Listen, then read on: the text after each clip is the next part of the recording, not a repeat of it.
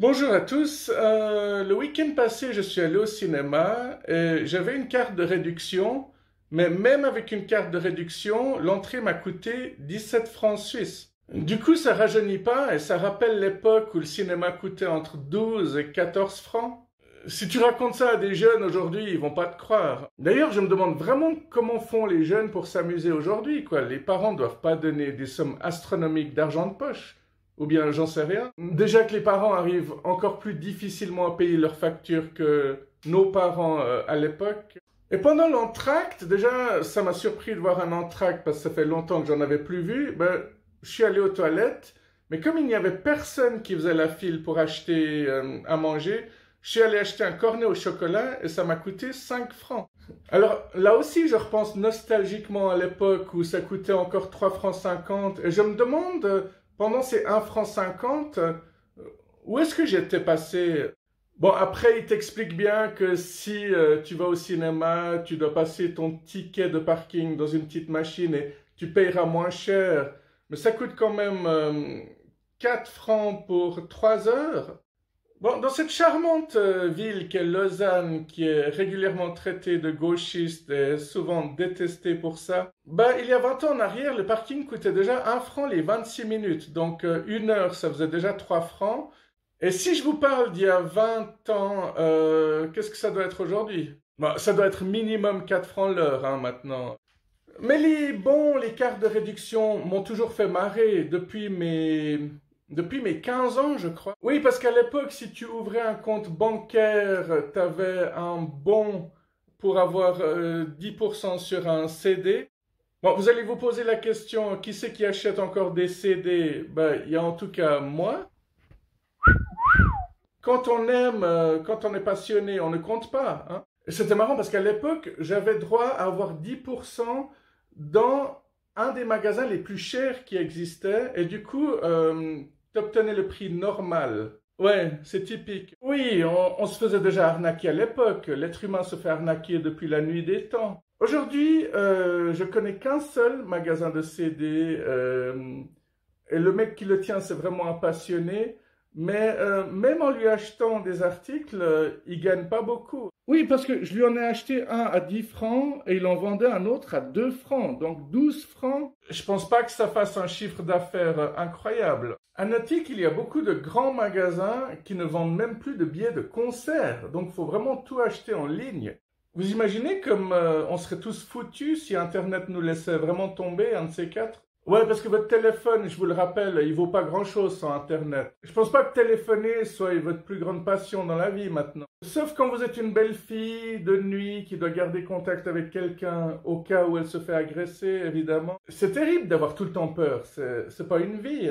Le mec qui arrive vite à placer des sujets délicats en plein milieu de sa vidéo. Le rabais, cette histoire de rabais totalement inutile, ça me rappelle aussi dans les années 90, quand un adolescent ouvrait un compte à la poste, il gagnait un voyage pour Londres. Alors évidemment, ça paraissait cool comme ça, sauf si on déteste Londres. Pourtant, c'est une ville dans laquelle, à l'époque en tout cas, il y avait tout pour tout le monde. C'était impossible de s'y ennuyer. Même pour les personnes qui détestent les grandes villes. Bon, après, si vous détestez les grandes foules, les endroits où il y a tout le temps du monde, c'est vrai que c'est chiant. Mais là n'est pas la question. Le fait est que j'avais ouvert un compte à la poste, j'avais gagné mon voyage pour Londres, mais par contre, je devais aller jusqu'à Zurich, prendre l'avion qui lui atterrissait à Luton. Donc ça veut dire que pour aller jusqu'à Zurich, je devais prendre le train, donc payer. Et après, depuis Luton jusqu'à Londres, je devais aussi prendre un car, donc payer. Et ça, c'est le genre de truc qu'on peut clairement appeler une arnaque parce que finalement, tu payes beaucoup plus cher que si tu avais payé normalement ton billet. Oui, je viens de postillonner, mais c'est pas ça la question. Nous t'offrons une seule fois 100 francs à partir de 1000 francs d'achat sous la forme d'une carte cadeau. Une fois seulement, hein? Pas deux, hein? Sinon, pampan cucu. Mais il y a des gens qui se disent, ah ok, bah, je vais acheter pour 1000 balles. Bah, les millionnaires, certainement. Vous allez pas me dire que ce genre de magasin, c'est les magasins les plus intéressants dans lesquels vous auriez vraiment envie de dépenser 1000 francs. Des fois, tu reçois des mails, des SMS, des messages en tout genre qui te disent rabais spécial aujourd'hui. Mais si tu vois ton message le lendemain, c'est déjà foutu. Et c'est marrant comme ils te mettent sous stress. Ils te font croire que c'est maintenant ou jamais Et souvent, tu plonges tête baissée. Ils mettent même le compte à rebours. À partir de maintenant, vous n'avez plus que 6 heures. Clac, clac, clac. Attention, il n'en reste plus que 2 en stock. Dépêchez-vous. Ils savent parfaitement ce qu'ils font, hein. C'est comme tous ces traders qui disent de leur donner 250 francs, qu'en quelques jours, ça deviendra 8000 francs. Et tous ces trucs-là, bah, ça rappelle le jeu de l'avion. On l'appelait comme ça à l'époque.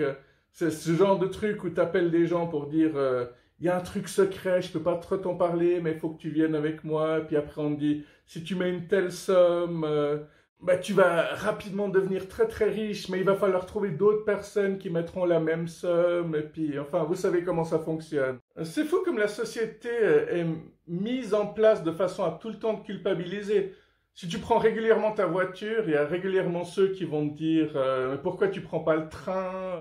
Ils se rendent pas compte, ces gens-là, que le train est hyper cher aussi maintenant. Si tu fais Morges-Renan, par exemple, le prix entier, c'est 5 francs 80. Si tu habites dans la campagne vaudoise, par exemple, et que tu veux aller à Villeneuve, ben le prix entier, c'est 57 francs 60. Et encore, si tu prends ton vélo avec toi, ben c'est 15 balles pour le vélo. Ouais, rien que ça, hein. Et ils vont jusqu'à dire pas de garantie de transport, seulement 6 places disponibles. Info sur vélos spéciaux, blabla. Ça aussi c'est typique. Oui, tu peux payer pour ton vélo, mais c'est pas sûr que tu puisses prendre le train s'il n'y a pas de place pour ton vélo. Tu prendras le prochain, mais on s'en fout que ton patron t'engueule parce que t'es en retard. Et c'est là que les plus sportifs vont t'emmerder en disant bah prends pas le train, prends le vélo, tu dois rouler 3 heures mais c'est pas grave, t'as qu'à te lever plus tôt. C'est là que tu vois que la société elle est formée que d'emmerdeurs, ou presque. Il n'y a jamais une parole sympa pour quelqu'un d'autre. Bon, en même temps, les gens qui sont tout le temps positifs, qui sont là, oh, t'énerve pas, t'es tout le temps dans le négatif, c'est aussi des gens ultra chiants qui sont pas du tout dans la réalité. Et on sait très bien que c'est des gens qui se forcent tellement, qui finissent par péter un câble beaucoup plus violent que quelqu'un de normal. Non, parce que tu peux pas tout le temps être bien. Ça fait partie de l'équilibre d'aller mal, d'aller bien, d'accepter tout ça. Alors, fuir les personnes toxiques, ça oui, ça c'est un excellent conseil qu'on devrait tous suivre, mais qu'on ne fait pas. Dieu sait pourquoi. Et Dieu faut encore qu'il existe. Ouais, ça fait beaucoup de facteurs à prendre en compte tout ça, hein. Alors oui, je me plains beaucoup parce que j'ai beaucoup de raisons de me plaindre. Si personne ne se plaignait, rien ne changerait. Déjà que rien ne change de toute manière. Non mais au moins se plaindre, parce que si tu acceptais toute cette merde qui t'arrive constamment avec le grand sourire, c'est pire. On est totalement dans le système de la grenouille qu'on fait bouillir. Non mais ne méprenez pas tout ce que je dis. Évidemment que les conseils style il faut uniquement s'énerver et essayer de changer ce qu'on peut changer. Le reste, bah, faut l'accepter, ce qui n'est pas facile, ça, je vous l'accorde. Mais oui, le changement se fait en nous, en premier lieu. J'aime bien taper sur des gens, cracher sur ce qu'ils disent, et puis je termine mes vidéos en utilisant exactement les mêmes phrases qu'eux.